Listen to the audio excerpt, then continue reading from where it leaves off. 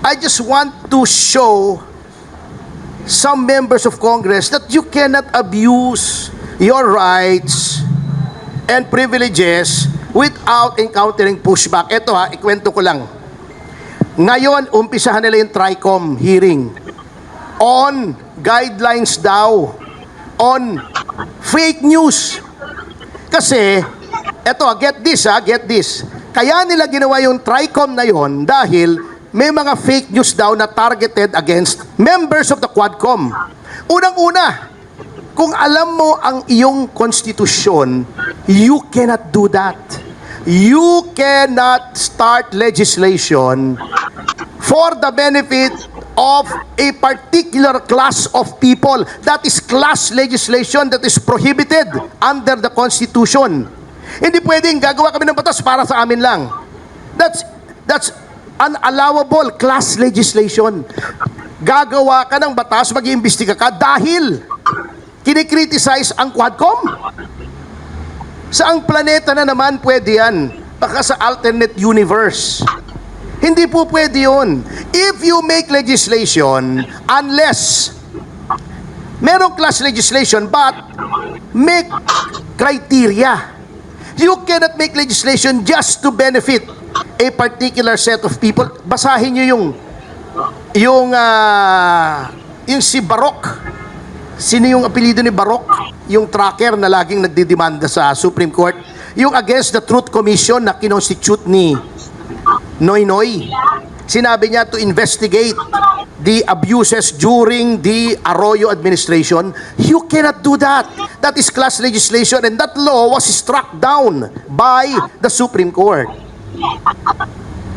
Bakit i-concentrate mo sa criticism sa Quadcom? Meron bang kailangang batas pa?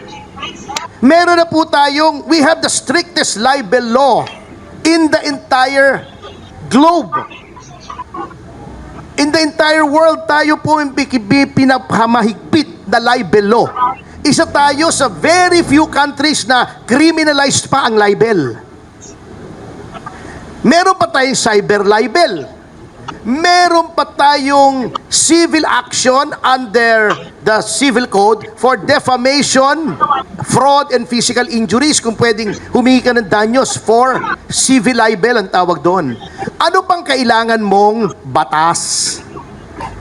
Bago sasabihin nila, tatawagin daw nila yung mga representatives sa social media platforms, TikTok, X, Meta, di ba? Di ba? Titignan nila kung anong guidelines against criticism ng Quadcom.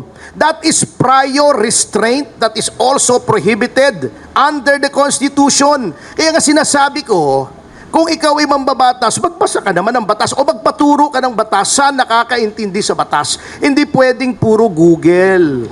Hindi pwedeng puro Google. Mahirap po ang batas. Kaya nga 4 na taon namin pinag-aaralan yun. Yung iba may bumabagsak pa nga. Uulit-ulit. After namin mag-aral ng 4 years ng bachelor's degree, mag-aaral na naman kami ng another 4 years ng batas. Magre-review pa kami ng 6 na buwan bago maging abogado. Pag sasabihin mo, makukuha sa Google yung sagot. Hindi po. That is prior restraint. That is censorship. That is an abomination in a democratic government. Censorship. Kaya nga nawala na yung Board of Censors, di ba? That is prior restraint. Hindi mo pwedeng gawin yon. Ngayon, uubusin mo na naman yung pera ng gobyerno. Baglalagay ka na naman ng batas na useless, na pagdating sa Korte Suprema, i-strike down for being unconstitutional.